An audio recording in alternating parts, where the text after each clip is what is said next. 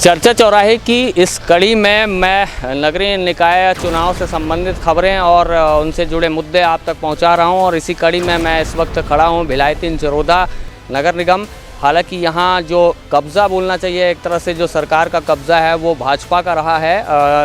नगरीय निकाय बनने से पहले और भी जितनी बार सत्ता रही है वो भाजपा के लोग ही यहाँ विराजित रहे हैं। और चंद्रकांता मांडले जी ने पिछली बार चुनाव लड़ा था यहाँ से और वो यहाँ की मेयर बनी थी। मैडम, ये बताएंगे कि जो पिछला कार्यकाल रहा है उसका अनुभव कैसा रहा है आपका? देखिए, पिछला कार्यकाल का अनुभव बहुत अच्छा था और निसंदेह हमारी 15 साल की सरकार थी, उसमें हमने बहुत सारे विकास कार्य किए हैं। और लगातार यहाँ पिछले 15 वर्षों से हमारे भाजपा का ही यहाँ नगर निगम में रहा है। नगर पालिका अध्यक्ष हो चाहे मेयर हो, यहाँ रहा है तो हमेशा विकास का ही काम किया है। आज जितने हमारे क्षेत्र में जितने भी विकास कार्य, विकास जो एक शब्द है उसको ज़रा सा डिफाइन करके समझाएं कि क्या क्या किए हैं। विकास जैसे एक नगर निगम क्षेत्र में जो होना चाहिए, मूलभूत सुविधा लोगों का, रोड, नाली, बिजली, पानी, इन सारी सुविधाओं को हमने जनता तक पहुँचाया है और सारे विकास कार्य यहाँ किए हैं। जैसे कि इस बार भी आप चुनावी मैदान में हैं और जो बड़े शीर्ष नेतृत्व है वो खुद यहाँ कमान संभाले हुए बैठे हैं। बृजमोहन अग्रवाल जैसे बड़े दिग्गज नेता यहाँ की चुनावी कमान को संभाल रहे हैं।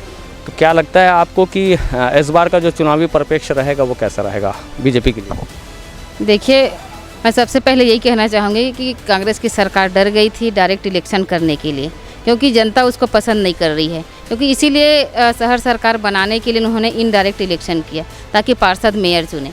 लेकिन इसमें भी हमारे यहाँ भिलाई 3 चरोदा में फुल बहुमत के साथ हम शहर सरकार बनाएंगे। हमारी भारतीय जनता पार्टी की भारी बहुमत आएगी। टिकट की घोषणा के बाद से कहीं न कहीं जो अंतरकलह है और जो निर्दलीय भाजपा के लोग जाकर भी नामांकन दाखिल करने की एक जो सीरीज़ चल पड़ी है, उसको देखते हुए जो एक जो विरोधाभास आ रहा है जो पार्टी के अंदर ही, वो उसका कितना असर पड़ेगा? देखिए, जितने निर्दलीय जो अभी नाराज़ हैं, जो भर रहे हैं, हम ज़रूर उन सबको हम मना लेंगे और वापस हम अपने भारतीय जनता पार्टी के कार्यक्रम में फिर से लगाएंगे उनको। अच्छा, जैसे आप अभी यहाँ पर भाजपा की सत्ता फिर से एक बार काबिज़ होती है, अभी तो भविष्य बताएगा ये आगे की प्रक्रिया, लेकिन आप सबसे बड़ा विकास अगर जीत के आएंगी या आपके दल जीत के आता है तो आप यहाँ पर भिलाई 3 चरोदा में और क्या बच गया है जिसमें आप आगे बढ़ना चाहेंगी, जहाँ जनता का विकास दिखे? देखिए, जनता के कुछ जगहों में मांग आ रहा था, जैसे कि हमने बहुत सारे जगह में मुक्तिधाम का काम किया। यहाँ स्टेडियम का काम बहुत ज़रूरी है, जो सबसे बड़ा मांग चल रहा था स्टेडियम का, उसको बनाएंगे हम लोग यहाँ। और बहुत सारे जगहों में तालाब का काम भी किया था, जो मांग आ रही थी लगातार, उसको भी करेंगे। कांग्रेस का जिस तरह से दावा रहा है, कांग्रेस के जो भी नेता और जो चुनावी प्रभारी हैं उनसे भी लगातार हमारी बातचीत हो रही, उनका कहना है कि जो पिछली जो कार्यकाल रहा है जो भाजपा का, चाहे स्टेट में हो चाहे और भी कई नगरीय निकायों में हो, वो कहीं ना कहीं से खरा नहीं उतरा। इसलिए जो सत्ता परिवर्तन है वो स्टेट में भी हुआ और कई जगहों पे जो और भी चुनावी समर देखने को मिला है वहाँ भी सत्ता बदली। तो क्या लगता है, जनता इस तरह से एक एंटी इनकम्बेंसी वाला फैक्टर लेकर चलती है? देखिए, आने वाले समय में इसका रिजल्ट तो जनता बताएगी।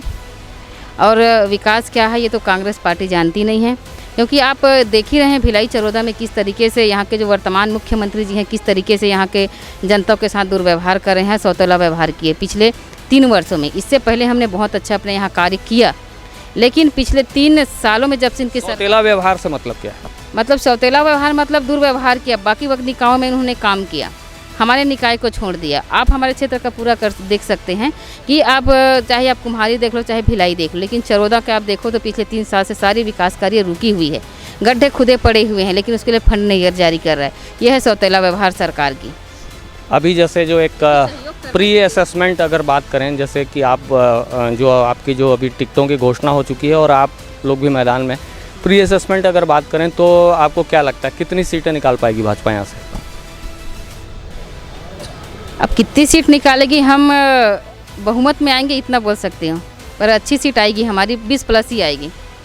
अच्छा, आगे आपकी मनो इच्छा है मेयर वापस आपको चुना जाए या फिर आप ये चाहेंगे कि जो वार्ड पार्षद तय करें या फिर जो आपका आला कमान नेतृत्व तय करे, वो मन क्या है आपका?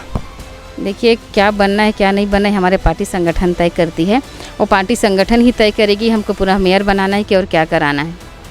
चंद्रकांता मांडले हैं, काफ़ी कम शब्दों में जवाब अपने सीमित कर बताती हैं और साफ तौर पर इन्होंने जो कहा है कि एक सौतेला व्यवहार किया गया कांग्रेस पार्टी के जो शीर्ष नेतृत्व है या राजनीति है वो यहाँ जो भिलाई 3 चरोदा नगर निगम है वहाँ पर विकास कार्यों के नाम पे जो फंड मिलते हैं उसमें सौतेला व्यवहार कहीं ना कहीं किया गया। उस वजह से जो प्रॉपर विकास की एक चरम सीमा होनी चाहिए वहाँ तक नहीं पहुँच पाए। हालांकि कांग्रेस के अलग दावे हैं, भाजपा के अलग दावे हैं। अब इन दावों के बीच देखना होगा कि जो 23 तारीख की जो मतगणना के बाद का दिन है वो कैसा रहता है और आगे उसके आगे जो सिनेरियो है वार्ड पार्षद जब जीत कर आएंगे और अपने अपने महापौर की का भविष्य तय करेंगे वो कैसा होगा, ये देखने वाली बात है।